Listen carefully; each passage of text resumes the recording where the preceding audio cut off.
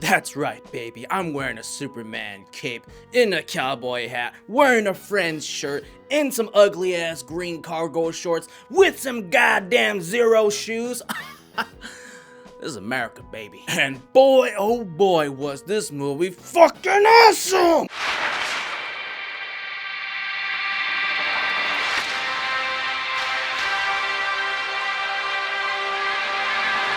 No, I didn't actually go and watch this movie with this current getup. I'm not that kind of guy. But now that I'm thinking about it, I kind of wish I did. This isn't even actually my cape. It's my dad's with the Man of Steel symbol, Henry Cavill's suit symbol. I forgot to get myself the cape of this movie's Superman, but hell, I needed to wear a cape.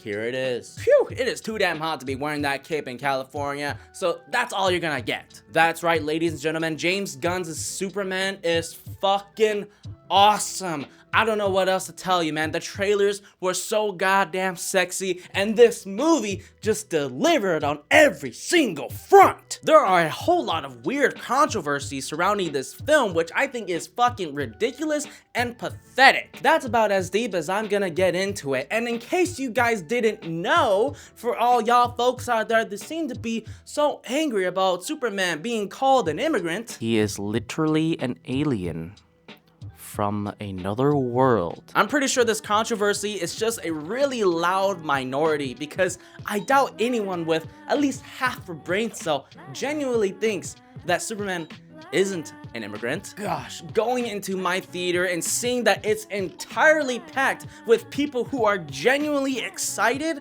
was such a fun time. You can tell that everyone here was thirsty to finally see the Superman that we've all been wanting to see on screen. The Superman that represents hope. The Superman that accurately represents the comics and the animated series. And did we finally get that after the horribly mismanaged DCU franchise with Zack Snyder and his Superman? Yes, we did. David Cornsweet's Superman is such a breath of fresh air, and a lot of this is aided by James Gunn's stylistic choices, direction, and the fantastic writing that he just keeps chugging out. I don't know how he does it. Is he even getting any sleep? I can already see all of these Snyder fans and Snyder communities collapsing after the theatrical run of this movie, because holy shit, this is the new era. This is DC's comeback. We all need to start calling the past 10 to 15 years the dark ages for DC, after the horribly mismanaged DCU with Zack Snyder and fucking Warner Bros. And DC. I don't even want to look back and compare and contrast to this modern day DC with this new Superman. It actually blows my mind. Gosh, how the hell did any of us get through all of that bullshit? Thank God we have James Gunn. God, what I would do to you, James Gunn, if you were right in front of me. I do a whole lot of good stuff. How did James Gunn describe the setting or atmosphere again? It's a world where kindness is old-fashioned. And man, does this movie just deliver on that premise. There are so many things happening in this movie that I'm just not too sure how to properly put it together in order for you to understand the plot. So I'm just gonna read it off of here from IMDb. Superman must reconcile his alien Kryptonian heritage with his human upbringing as reporter Clark Kent.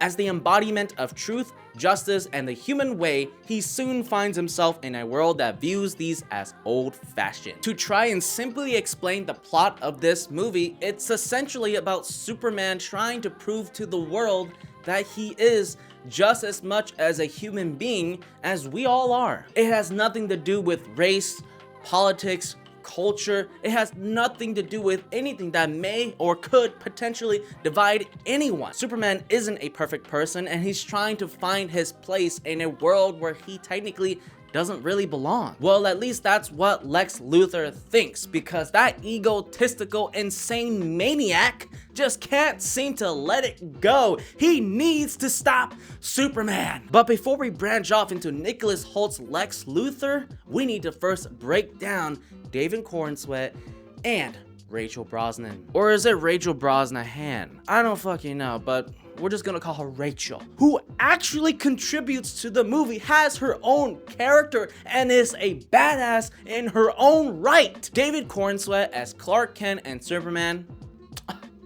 God. He is our Superman now.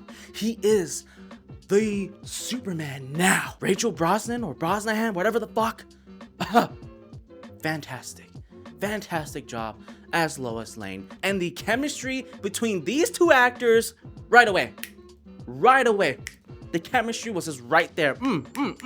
Getting to see the entire interview between Lois and Superman was just fucking brilliant. It really helps set up the movie for what it's going to be about and really how the world operates. And let's not forget, this is not some stoic, godlike, badass Superman who knows how to do everything and anything. He's a young and sometimes irrational and emotional person that's still trying to figure out how to be a hero in a world that doesn't fully understand him yet, and some parts of the world that are still kind of scared. I mean, just think about it for a second. You don't know anything about this person. He just comes from another world and claims to try to be a savior of humanity. There's a lot for this new and young Superman to figure out and to navigate through, especially in the political system for the entire world. But don't worry, this is not Batman v Superman, where we're gonna be spending at least over an hour or two just with some boring ass politics. This is a movie where something is always just happening. It never stops. Even when there is some important dialogue and some emotional moments, the movie just keeps going.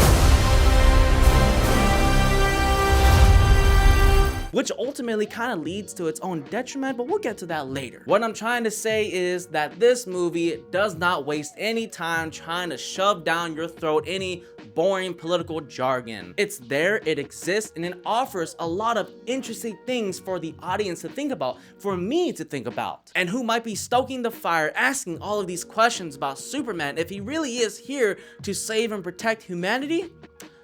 The one and only Lex Luthor. Nicholas Hoult has yet to deliver a bad performance. Every time I see him, everywhere he goes, he is just rock fucking solid, and he does it once again here as Lex Luthor. My god, after what we got with Jesse Eisenberg, RIP, you know, I love that guy. He's a fantastic actor, but man, did they do him dirty. Lex Luthor is just so much fun in this movie. He is just insane, egotistical. He hates everything that Superman stands for and just wants to get rid of him. He is just so straight up comical, and it is a blast to witness. You can seriously feel the anger seeping out of the screens from Nicholas Hoult's performance. Oh my god, I wanted to smack the shit out of that man. The inclusion of Green Lantern, Hawkgirl, and Mr. Terrific, it is just so much damn fun. And let me make this clear, the movie doesn't spend much time explaining much of anything. You honestly kind of have to do the research on your own, which personally, I really dig that. Kind of like how in Dune you sort of have to do the research outside of the movie to understand what's really going on. That's what's happening here in this movie. But to be honest, you really don't have to do any research to enjoy this movie for what it is. Exactly like Dune. Everything just is in this world, and the opening text of this movie, yes, it opens like opening text from Blade Runner 2049, it sort of establishes that. I couldn't care less if something is explained or not. I just want the movie to be good. I want it to be entertaining. I want it to at least be consistent and make some sense. And it does. Crypto, the one and only goodest dog, the super goodest dog in the world. What a fucking amazing inclusion. I'm just gonna keep repeating the word amazing, awesome, every single compliment, because there is just so much to fucking love about this movie, man. I don't know how else to explain this movie. It is just a nerd's wet dream come true. This movie literally feels like a comic book movie, from panel to panel, from action to action, from dialogue to dialogue. Everything about this movie literally screams comic book. And man, it lives up to every single fucking page you're turning. The action, the story, the plot, the characters, the world. There is just so many things to fall in love with, and hopefully to fall in love with more in other fucking shows and movies. Because there is a lot of setup happening here, all the while trying to tell the Superman story, which leads us into the issues. The one major fatal flaw of this movie is the fact that it's trying to do so much in its own runtime. According to Google, Superman is only 2 hours and 10 minutes, which honestly was not enough time. This movie definitely needed another 30 minutes to an hour of stuff to further develop things. Everything from the characters to the plot to the story to the world.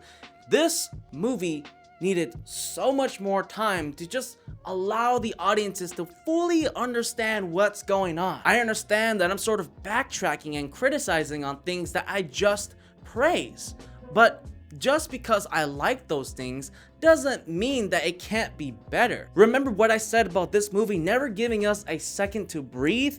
Well, that also happens to the emotional moments that really could have been a lot longer to allow a much more emotionally impactful ending. It's almost like James Gunn was a little scared to have some slow moments, so he immediately just has Lex Luthor do some crazy shit, and then boom, Superman has to go do something. Now he can't continue having this beautiful father-son conversation. No, he has to get the fuck back out there. A lot of things like that happen throughout this movie, and I wish I could get into more sequences and go in depth about them, but that'll be spoiling things. Anything and everything that's happening within this movie never really felt like they had much weight, because we're just constantly moving onward to the next thing. There's a whole plot line about Superman and his actual parents and their final message to him, and that thing just sort of just fucking disappeared, and it didn't really matter towards the end. And it wasn't really all that emotionally impactful or like an amazing arc for us to be like, whoa, because it kind of didn't really matter. Well, it just didn't really matter to me because the movie never really took the time to develop these things. There are just so many things happening here that some folks may find it difficult to follow along. Even the plot might be kind of confusing. Plot lines, sequences, dialogue, things that could have been a little longer to help further develop the story, the characters, the setting, the overall world, things that just needed a bit more time for it to settle in and allow a more emotionally impactful ending that would have been all the more better. It doesn't even have to be emotionally impactful, just impactful on its own. Just an awesome, like, hell yeah, we finally got to this arc of Superman proving himself. I'm not saying the ending wasn't hype, because it was totally fucking awesome. It just didn't exactly reach the heights that it could have reached. This movie had the difficult job of setting up the new DCU, and you know what? I think James Gunn did a fantastic fucking job here. It's not perfect, it definitely feels kind of rushed, but I'm willing to let it slide because this kind of movie is extremely difficult to pull off, and somehow, James Gunn did it. He did it. How the fuck did he do it? I don't know. I don't fucking know. And you know what? At first, I was a little apprehensive of a Superman with the fucking red underpants outside, but that shit has grown on me, and you know what? I like it. I love it. I think it's great. I think it works. It's awesome. What else do you need me to say? God, there are just way too many things to get into with this movie. I am so damn excited for the next DC projects, man. I just can't wait. I need more. We're getting Lanterns and Supergirl next year. I need them now. I need them right now. DC is back, baby, and they ain't going anywhere. Future Psy here, and I just wanted to include the man Jimmy Olsen, portrayed by Skylar Gisondo, however the fuck you say his name. Anyone who's seen the movie knows exactly what I'm talking about when I say that Jimmy is the real hero here. You gotta fucking love him, man. Fans have been begging for Skylar Gisondo, however the fuck you say his last name, to portray Jimmy Olsen, and we finally have him. And boy, oh boy, was that man a goddamn pimp. He was a fucking player. Anyways, just felt like I needed to include a little bit about him because I don't want to make it seem like I completely forgot about him. And yes, we even got to see Christopher Reeve's son in this movie as a reporter. Yes, he gets a nice little cameo, which is real nice. There are folks I didn't really go into, like Frank Grillo returning as Rick Flag, or the engineer portrayed by Maria Gabriela de Faria. I don't know if that's how you pronounce her name, but yeah, they're also great. Like I you know, fucking pull all together as a group. The entire cast here is fantastic, and Anthony Carrigan as Metamorpho, fantastic. Love the guy. He's amazing in everything he's in as well. Anyways, I just felt like adding this little shout out towards the end because I kind of forgot to add it on the green screen, and I'm way too lazy to get back in front of the green screen because it's hot as fuck, and I'm tired, and this is the day after recording, and I just threw up a couple hours ago after going to the bar, so I just kind of want to chill out. Alright, later. Sometimes it's best to keep your mouth closed, you see. That's why your best friend and me, yeah, have been making plans all along. Sometimes it's best to keep your mouth closed, you see.